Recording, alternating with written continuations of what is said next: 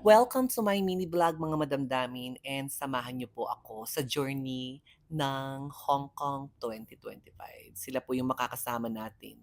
Pagbungad po natin sa Clark Airport, meron pong kaltas kaagad bawat luggage 60 pesos. Aparte pa po yung travel tax, 1,600 plus something.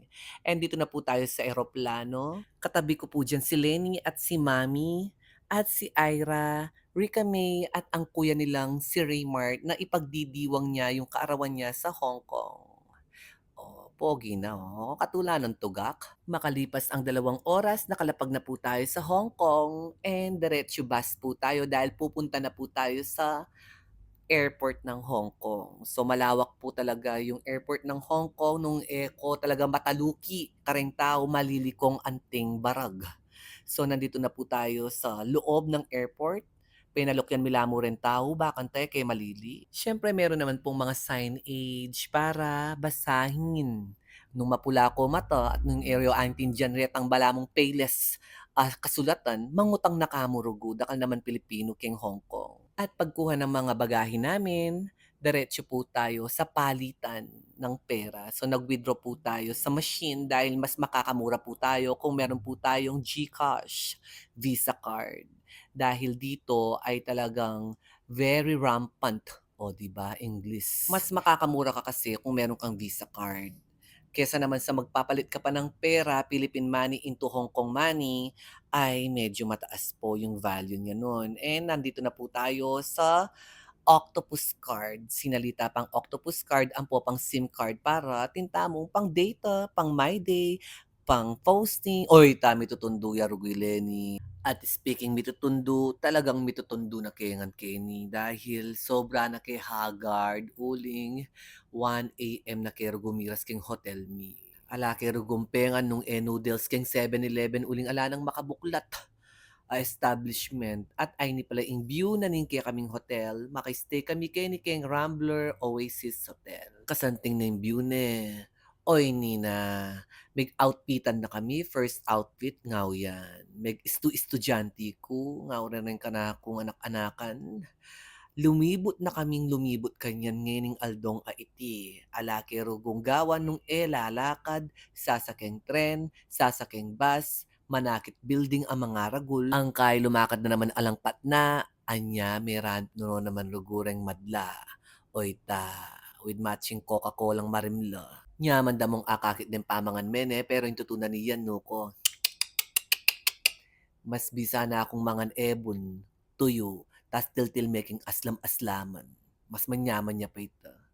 Oy ta, lumibot na kaya naman kanyan. Daretso kaya ka rin bundok-bundukan. Kaya pekatori na ning bundok. At para mangan kay murugong McDonald, oy tilene, nilibre na ako rugong McDo, kinonvert ni 800 ya kanu ken pesos, katak-katak ya parugo.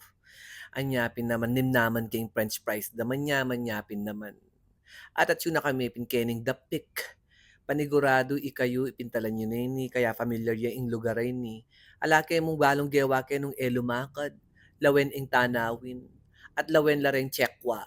Karakwak lang tsekwa. At lalawen da ko uling tsekwain ko kanulago ngara. Ale, oh yan, makanya mo rugo yung buken, eh nakerugo din na retso paketang peka, tori, uling, mapagal-pagal no rugo rin ka na akong kayabe. Oy Nina, it's time to PK time. Ayan, duyan-duyan, kening pass, ang kay, Ileni, Lawenye, meg zombie pa. The zombie girl!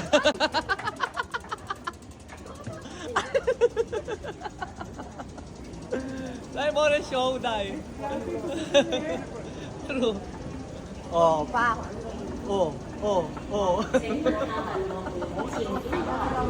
Ikwami na rugo memory adwang Lenny. Sukat king magputs paglakad kami rugo. Oita ending, lema din tosan kay rugo. Karing sakong-sakungan ni. Diba? Singkapi kay.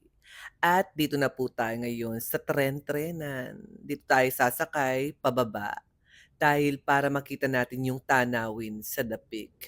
So dito yung tren is pababa po siya papunta sa bus para makauwi na po kami sa hotel dahil ang buong araw na ito ay sobrang pagod. So ayan, pababa mabilis pero yung paakyat namin dahil nag-bus po kami ay medyo matagal. Kaya if I were you, sumakay na lang po kayo ng tren kung pupunta po kayo ng The Peak.